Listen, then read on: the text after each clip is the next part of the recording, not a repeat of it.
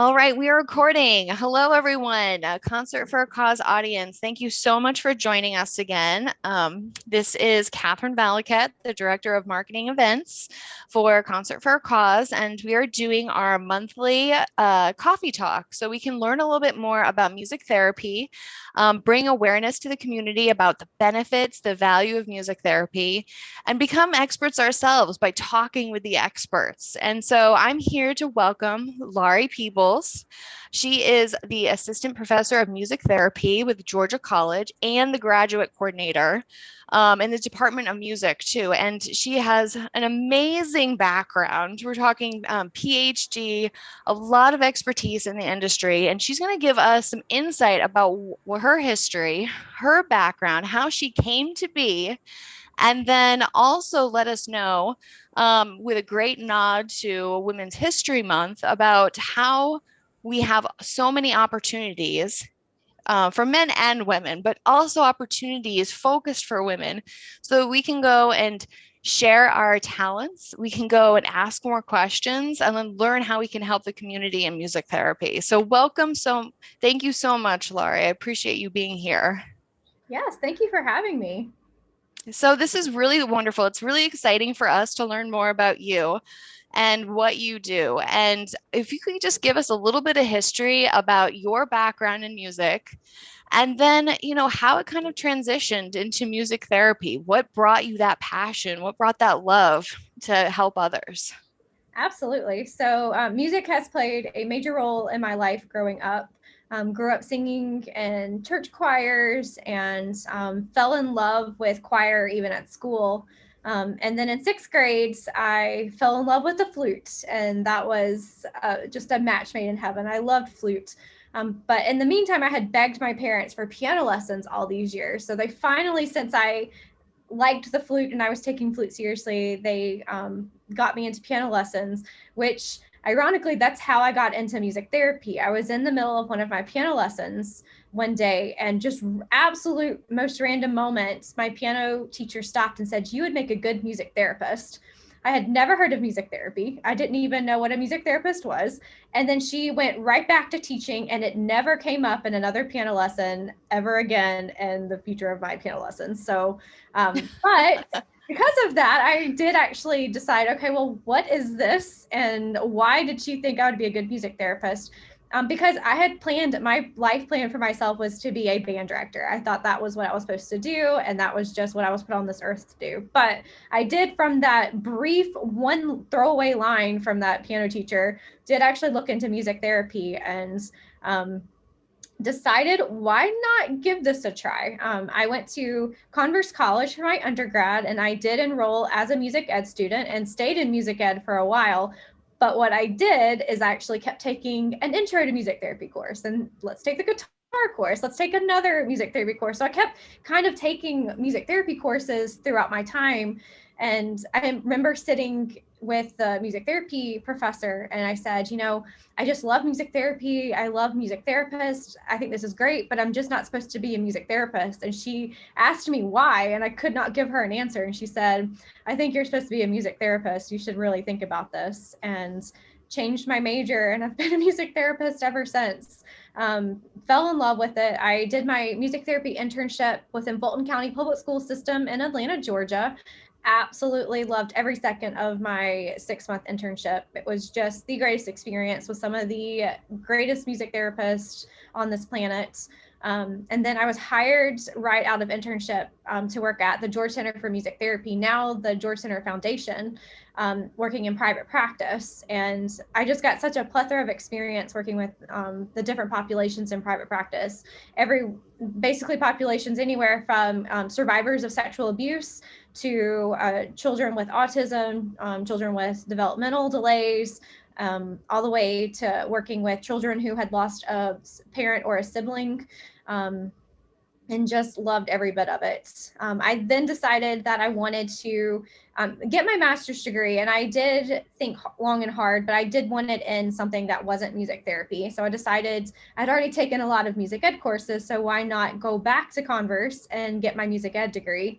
And that decision kind of set my whole career on a whole nother path, because at the time, the hospital in Greenville Memorial, was applying for the Livestrong grant to start a music therapy program on an oncology unit. So we won the grant, and they hired me to start the music therapy program in the hospital. So I worked with adults and children, with inpatient and outpatient units at the hospital, and found another part of music therapy that I loved. And then from that experience, I decided to get my PhD at the University of Miami, and also had more clinical experience working in private practice down there, as well as I got to, as a part of my teaching assistantship, work at Nicholas Children's Hospital for a year. And I got to work in cardiology, pediatric intensive care, as well as neurology unit. So that was a whole another wonderful experience in music therapy, and even kind of deepened my medical music therapy experience. And now I am at Georgia College and State University, and just loving every bit of getting to supervise practicum students and teach music therapy and kind of share some of my experiences with the students. So that's my career in a nutshell. That's amazing. That's amazing.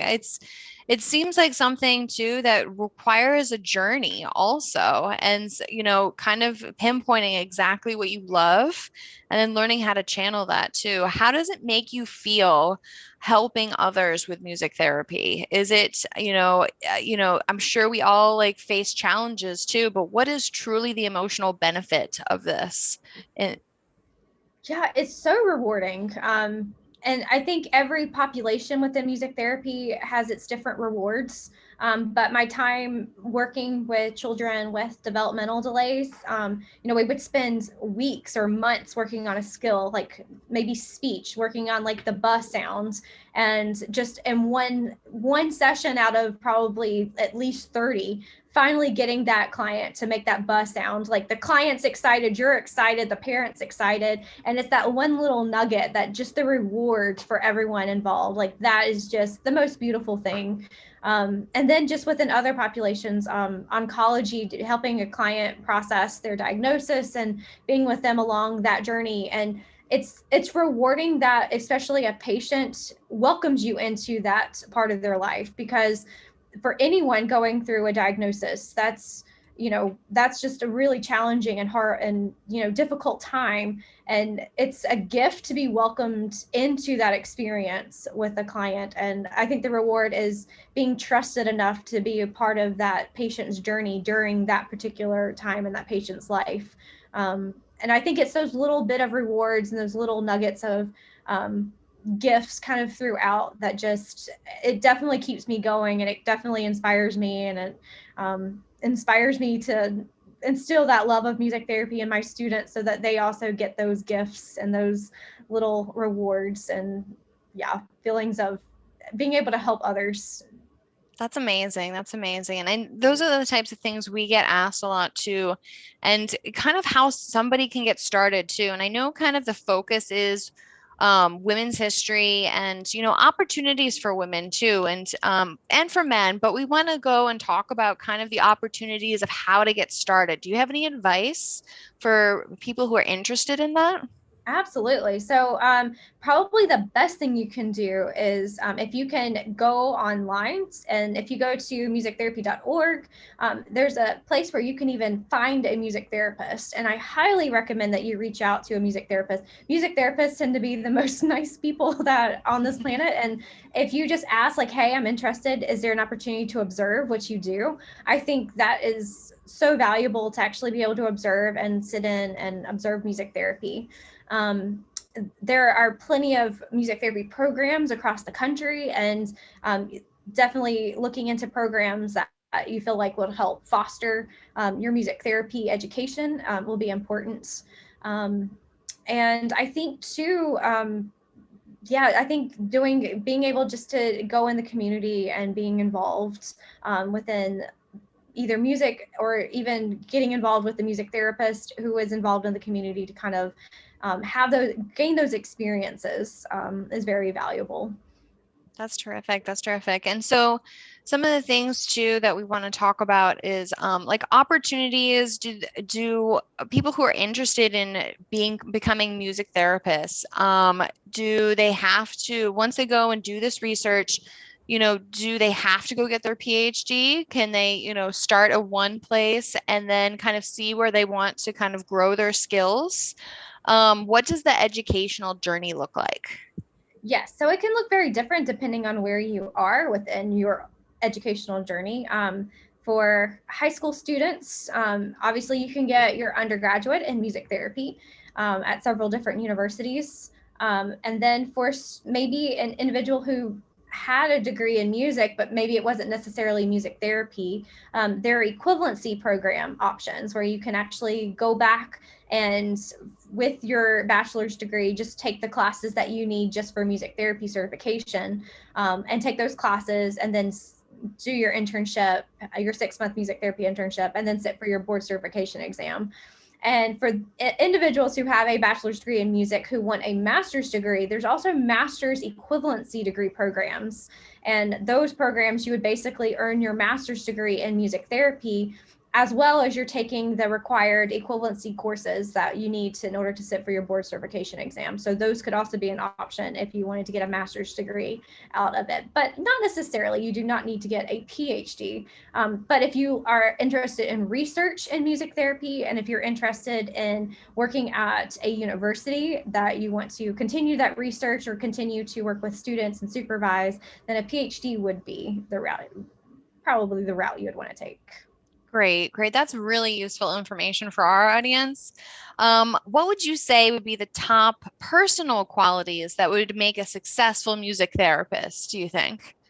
So patience being for one. So just as I explained in my little story a few minutes ago, you may be working on different goals and objectives for clients for weeks or months, and it may take multiple sessions before you see the client make that big moment of meeting that goal or objective. So having patience with the client, having patience with that therapeutic process is definitely important.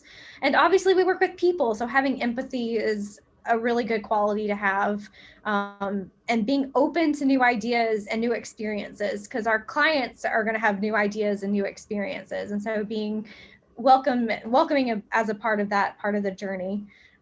Being creative is always good. Like in music, you get to do music, it's a kind of a very creative process, but even within a music therapy session you may have some like creative moments where you have to kind of think on your feet and think on the spot. So having that sense of creativity and being willing to partake in that is always good. And we also do a lot of collaboration within music therapy. We collaborate with other music therapists, we collaborate with doctors and other medical professionals, we collaborate with other types of therapy, such as speech, physical therapy, occupational therapy. So being able to collaborate and be a good and participate in teamwork is really important and valuable in our profession. And I think it goes without saying, but I think even having a sense of humor is great in this profession. It's we deal with some really tough situations as therapists, and being able to obviously have that empathy in the moment, but being able to have those moments where you can just laugh with a client or laugh with a colleague, and just to kind of have those moments of humor is definitely not a bad quality to have in a music therapist. I love that. I love that. It really sounds very rewarding. It sounds like something that our audience is going to really think about. Is there anything else you'd like to add that we haven't touched on during this discussion that you think would be very useful for our audience? Um, I definitely think that as a music therapy community, we are a very small profession, and that there's some beauty in that, and that we really support each other. It's a really supportive community, really supportive environment, and we music therapists tend to get very excited when we see another music therapist doing their thing. So we cheer each other on, we share resources, and because at the end of the day, it's about our clients, and it's about helping our clients meet their goals and objectives. And as music therapists, all we want to do is do our best for our clients. So as a community, we're very supportive of each other's work during that process. Great. That's amazing. Well, thank you so much, Laurie, for being here with us. We really appreciate it. You've given us a lot of information, and I'm sure our audience is going to have a lot of things to think about and maybe do follow-ups. So, if you have any questions about today's coffee talk with Laurie Peebles, please feel free to reach out to us at concertforacausemt.org. We have our whole staff standing by and available to go and take your questions. And we'd be happy to forward on to Laurie too if you have any direct questions. So this was truly amazing. Thank you all for being here, and you have a wonderful, wonderful day. Take care.